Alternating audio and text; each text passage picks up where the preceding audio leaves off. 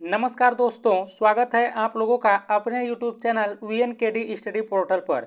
जैसा कि आप सभी जानते हैं, हम लोग सीटेट के एग्ज़ाम को ध्यान में रखते हुए NCERT का सीरीज स्टार्ट किया है। देखिए, हम लोग क्लास 6 का हिस्ट्री पढ़ चुके हैं। आज हम लोग जो पढ़ेंगे यह देखिए क्लास 6 का हम लोग पॉलिटी पढ़ेंगे। और देखिए, यह पॉलिटी का तीसरा चैप्टर, इससे पहले हम लोग 2 चैप्टर पढ़ चुके हैं। यदि आप लोग पीछे के सभी वीडियो नहीं देखे हैं और देखना चाहते हैं तो आप लोगों को चैनल के प्लेलिस्ट मिल जाएगा, वहाँ से आप लोग जाकर देख लीजिएगा। तो चलिए हम लोग शुरू करते हैं। देखिए, आज का जो हम लोगों का चैप्टर है वह है सरकार, यानी आज हम लोग सरकार के बारे में पढ़ेंगे। यहाँ पर देखिए, बहुत ही इंपॉर्टेंट लाइन एग्जाम में यह पूछ सकता है। लोकतंत्र में एक कार्टूनिस्ट का काम है कि वह कार्टूनों के जरिए अपने अधिकारों का प्रयोग आलोचना करने, व्यंग्य करने तथा राजनेताओं की गलतियों को ढूंढने के लिए करे। देखिए, R.K. लक्ष्मण के द्वारा यह कहा गया कथन, इससे भी आप लोग ध्यान दीजिएगा। अब आइए हम लोग अपने टॉपिक पर यहाँ पर आते हैं। तो देखिए, आज यह अध्याय 3 है, इससे पहले हम लोग अध्याय 2 तक पढ़ चुके हैं। देखिए, तीसरा अध्याय है सरकार क्या है। तो चलिए हम लोग जानते हैं कि सरकार क्या होता है। आपने सरकार शब्द का जिक्र कई बार सुना होगा। इस पाठ में आप यह पढ़ेंगे कि सरकार क्या है और यह हमारे जीवन में कितनी महत्वपूर्ण भूमिका निभाती है। सरकारें क्या करती हैं, वे निर्णय कैसे लेती हैं, अलग अलग तरह की सरकारों जैसे लोकतांत्रिक सरकार एवं राजतंत्रीय सरकार के बीच क्या अंतर है, चलिए पढ़कर पता लगाते हैं। तो यहाँ पर आप लोग देखिए, सरकार से कामगारों के अधिकारों की रक्षा की मांग, बाढ़ पीड़ितों के लिए सरकार की ओर से राहत सामग्री, प्याज की दर में उछाल, सरकार ने प्याज के दाम तय किए, सर्वोच्च न्यायालय के लिए 5 न्यायाधीश, सरकार कोयला और बिजली विभागों के पुनर्गठन के पक्ष में है सरकार, सरकार ने 15,000 से अधिक गांवों को सूखाग्रस्त घोषित किया। तो यहाँ पर देख सकते हैं हर जगह जो है सरकार की ही बात कही गई है। हर एक देश को विभिन्न निर्णय लेने एवं काम करने के लिए सरकार की जरूरत होती है। ये निर्णय कई विषयों से संबंधित हो सकते हैं। सड़कें और स्कूल कहाँ बनाए जाएं, बहुत ज़्यादा महंगी हो जाने पर किसी चीज़ के दाम कैसे घटाए जाएं, अथवा बिजली की आपूर्ति को कैसे बढ़ाया जाए। सरकार कई सामाजिक मुद्दों पर भी कार्रवाई करती है। उदाहरण के लिए सरकार गरीबों की मदद करने के लिए कई कार्यक्रम चलाती है। इनके अलावा वह अन्य महत्वपूर्ण काम भी करती है, जैसे डाक एवं रेल सेवाएं चलाना। सरकार का काम देश की सीमाओं की सुरक्षा करना और दूसरे देशों से शांतिपूर्ण संबंध बनाए रखना भी है। उसकी जिम्मेदारी यह सुनिश्चित करना है कि देश के सभी नागरिकों को पर्याप्त भोजन और अच्छी स्वास्थ्य सुविधाएं मिले। जब प्राकृतिक विपदा घेरती है, जैसे सुनामी या भूकंप, तो मुख्य रूप से सरकार ही पीड़ित लोगों की सहायता करती है। देखिए दोस्तों, सीटेट के एग्जाम के लिए NCERT का एक एक लाइन बहुत इंपॉर्टेंट होता है, इसलिए हम लोग यह नहीं कर सकते हैं कि NCERT का यह लाइन इंपॉर्टेंट है। इसलिए आप लोग सभी लाइनों को ध्यान से देखिए, पढ़िए और सुनिए। अगर कहीं कोई विवाद होता है या कोई अपराध करता है तो लोग न्यायालय जाते हैं। न्यायालय भी सरकार का ही अंग है। शायद आपको यह जानकर अचरज हो रहा होगा कि सरकार इतना सब कुछ कैसे कर पाती है और सरकार के लिए इन कामों को करना क्यों जरूरी है। जब लोग इकट्ठे रहते हैं और काम करते हैं तो कुछ हद तक एक व्यवस्था की जरूरत होती है जिससे आवश्यक निर्णय लिए जा सकें। कुछ नियमों की जरूरत होती है जो सब पर लागू हो। उदाहरण के लिए संसाधनों के नियंत्रण और देश की सीमा की सुरक्षा की जरूरत होती है ताकि लोग सुरक्षित महसूस कर सकें। लोगों के लिए सरकार कई तरह के काम करती है।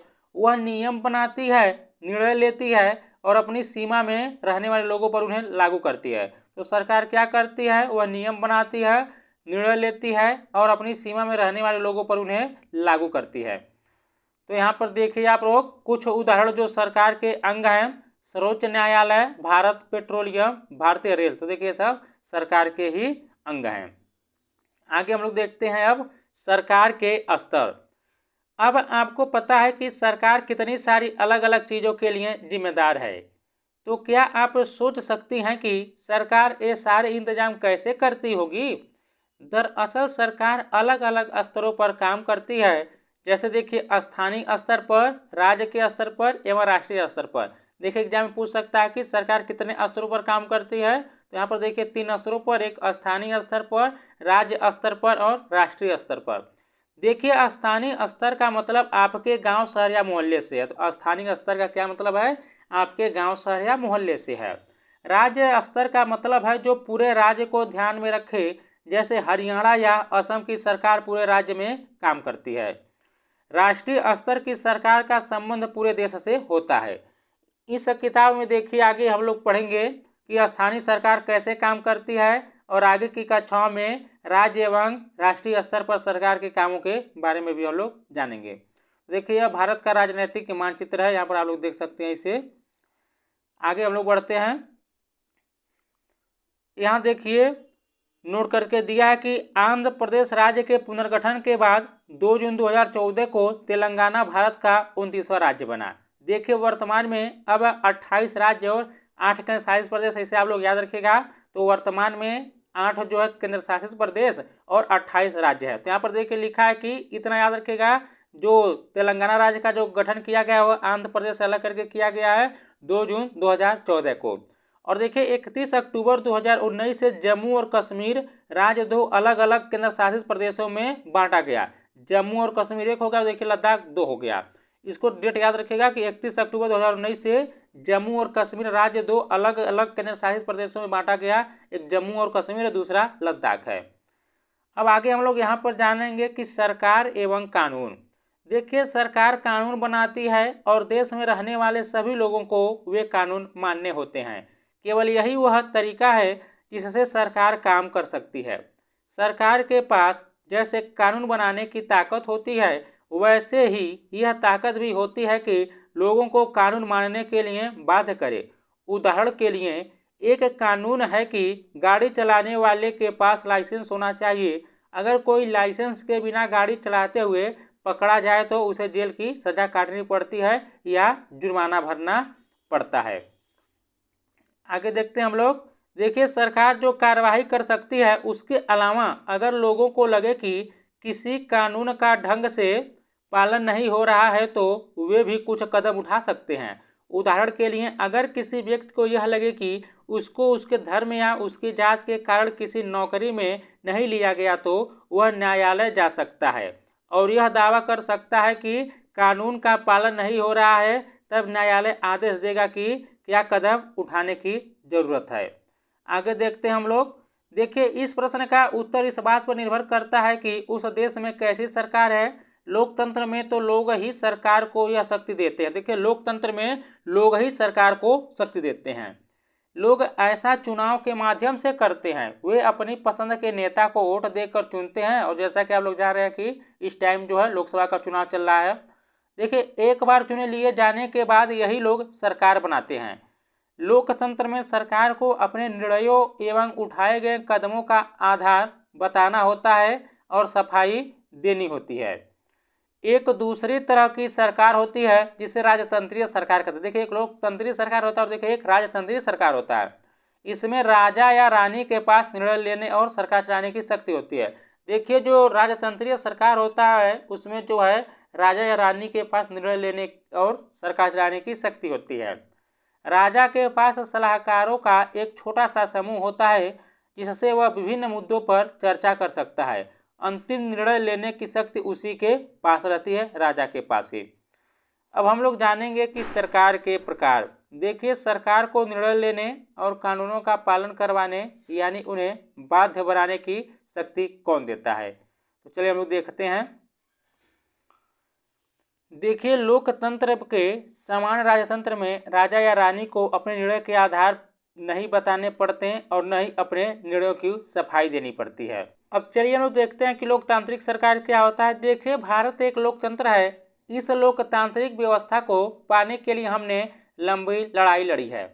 संसार में और भी कई देश हैं जहां लोगों ने लोकतंत्र लाने के लिए संघर्ष किए हैं। देखिए लोकतंत्र जो है संघर्ष कर कर ही मिलता है। ऊपर बताया जा चुका है कि लोकतंत्र की मुख्य बात यह है कि लोगों के पास अपने नेता को चुनाव करने की शक्ति होती है। इसलिए एक अर्थ में लोकतंत्र लोगों का ही शासन होता है। याद रखिएगा लोकतंत्र जो होता है लोगों का ही शासन होता है। लोकतंत्र में मूलभूत विचार यह है कि लोग नियमों को बनाने में भागीदार बनकर खुद ही शासन करें। आज के समय में लोकतांत्रिक सरकार को प्रायः प्रतिनिधि लोकतंत्र कहते हैं। प्रतिनिधि लोकतंत्र में लोग सीधे भाग नहीं लेते हैं, बल्कि चुनाव की प्रक्रिया के द्वारा अपने प्रतिनिधि को चुनते हैं। ये प्रतिनिधि मिलकर सारी जनता के लिए निर्णय लेते हैं। आजकल कोई भी सरकार अपने आप को तब तक लोकतांत्रिक नहीं कह सकती जब तक वह देश के सभी वयस्क नागरिकों को वोट देने का अधिकार न दे। तो जैसा कि आप लोग जानते हैं, जिनका उम्र 18 साल या 18 साल से अधिक हो जाता है वे जो है चुनाव यानी मतदान में भाग ले सकते हैं। तो यहाँ पर देख सकते हैं आप लोग, यह दादाजी हैं जो वोटिंग करने के लिए गए हैं। मतदान के समय मतदाता की उंगली पर स्याही से निशान लगाया जाता है ताकि वह केवल एक वोट दे सके। यानी देखिए, एक मतदाता जो है केवल एक ही बार वोट दे सकता है। लेकिन हमेशा ऐसा नहीं था। क्या आप विश्वास कर सकते हैं कि एक समय ऐसा था जब लोकतांत्रिक सरकारें औरतों और गरीब को चुनाव में भाग नहीं लाने देती थी। अपने शुरुआती दौर में सरकारें केवल उन्हीं पुरुषों को वोट देने देती थी जो पढ़े लिखे थे और जिनके पास अपनी संपत्ति होती थी। यानी देखिए, पहले के समय जो है सभी जो है वोट नहीं दे सकते थे। जो पढ़े लिखे रहते थे वे देते थे और जिनके पास संपत्ति होती थी वे लोग देते थे। इसका मतलब था कि औरतों, गरीबों और अशिक्षितों को वोट देने का अधिकार नहीं था। ऐसी स्थिति में देश उन्हीं नियमों के सहारे चलते थे जो एक गिने चुने पुरुष बनाते थे। भारत में आज़ादी से पहले बहुत ही कम लोगों को वोट देने का अधिकार था, इसलिए जनता ने संगठित होकर इस अधिकार की मांग की। गांधी जी समेत कई नेताओं ने इस अन्यायपूर्ण व्यवहार का विरोध किया। उन्होंने भी जोर शोर से यह मांग उठाई। 1931 में यंग इंडिया पत्रिका में लिखते हुए गांधी जी ने कहा था, मैं यह विचार सहन नहीं कर सकता कि जिस आदमी के पास संपत्ति है वह वोट दे सकता है, लेकिन वह आदमी जिसके पास चरित्र है पर संपत्ति या शिक्षा नहीं, वह वोट नहीं दे सकता। या जो दिन भर अपना पसीना बहाकर ईमानदारी से काम करता है वह वोट नहीं दे सकता क्योंकि उसने गरीब आदमी होने का गुनाह किया। तो देखिए, गांधी जी अपने जो है यंग इंडिया पत्रिका में लिखे, इसे भी आप लोग याद रखिएगा। अब यहाँ पर हम लोग देखते हैं, देखिए यह जो बहुत ही इंपॉर्टेंट लाइन है जो बॉक्स में आपको दिखाई दे रहा होगा। यहाँ से देखिए सीटेट में प्रश्न हर बार पूछता है। देखिए, संसार में कहीं भी सरकारों ने स्वेच्छा से अपनी शक्ति लोगों के साथ नहीं बांटी है। पूरे यूरोप और अमेरिका में महिलाओं और गरीबों को सरकार के कार्यों में भागीदारी के लिए संघर्ष करना पड़ा। महिलाओं द्वारा मताधिकार के लिए किए गए संघर्ष ने प्रथम विश्व युद्ध के दौरान और मजबूती पकड़ी। याद रखिएगा, महिलाओं द्वारा मताधिकार के लिए किए गए संघर्ष ने प्रथम विश्व युद्ध के दौरान और मजबूती पकड़ी। इस आंदोलन को महिला मताधिकार आंदोलन कहते हैं। याद रखिएगा, इस आंदोलन को महिला मताधिकार आंदोलन कहते हैं और अंग्रेजी में इसे सफरेज मूवमेंट कहते हैं। याद रखिएगा, सफरेज का जो मतलब होता है वोट देने का अधिकार होता है। एग्जाम में पूछा गया कि सफरेज का मतलब क्या होता है, तो वोट देने का अधिकार होता है। युद्ध के दौरान बहुत से पुरुष लड़ाई में थे, इसलिए महिलाओं को उन कामों को करने के लिए बुलाया गया जो पहले पुरुषों के काम माने जाते थे। जब महिलाओं ने विभिन्न प्रकार के काम और उनकी व्यवस्था करना शुरू किया तो लोगों को यह देखकर बड़ा आश्चर्य हुआ कि उन्होंने महिलाओं और उनकी क्षमताओं के बारे में क्यों इतनी गलत रूढ़िबद्ध धारणाएं बना रखी थी कि महिलाएं एक काम नहीं कर सकती। इस तरह महिलाओं को निर्णय लेने में समान रूप से योग्य माना जाने लगा। महिला मताधिकार आंदोलन की साथियों ने सभी महिलाओं के लिए वोट देने के अधिकार की मांग की। उनकी आवाज़ सुनी जाए, इसके लिए उन्होंने जगह जगह पर अपने आप को लोहे की जंजीरों से बांधकर प्रदर्शन किया। उनमें से कई क्रांतिकारी महिलाएं जेल गई और भूख हड़ताल पर बैठी। यह देखिए, यह लाइन बहुत इंपॉर्टेंट है जो आगे वाला है, यहाँ से काफ़ी बार प्रश्न पूछा गया, भी देख लीजिए। देखिए, अमेरिका में औरतों को वोट देने का अधिकार 1920 में मिला, जबकि इंग्लैंड की औरतों को यह अधिकार कुछ सालों बाद 1928 में मिला। तो याद रखिएगा, सबसे पहले वोट देने का अधिकार जो है अमेरिका में मिला महिलाओं को 1920 में, और उसके बाद जो 1928 में इंग्लैंड की औरतों को वोट देने का अधिकार मिला। तो देखिए दोस्तों, यह जो है चैप्टर ख़त्म हो चुका है। यदि आप लोगों को यह वीडियो अच्छा लगा है तो प्लीज़ दोस्तों वीडियो को लाइक कीजिएगा, शेयर कीजिएगा और साथ ही चैनल को भी सब्सक्राइब कीजिएगा। तो मिलते हैं हम लोग अगले वीडियो में, तब तक के लिए नमस्कार, जय हिंद, जय भारत।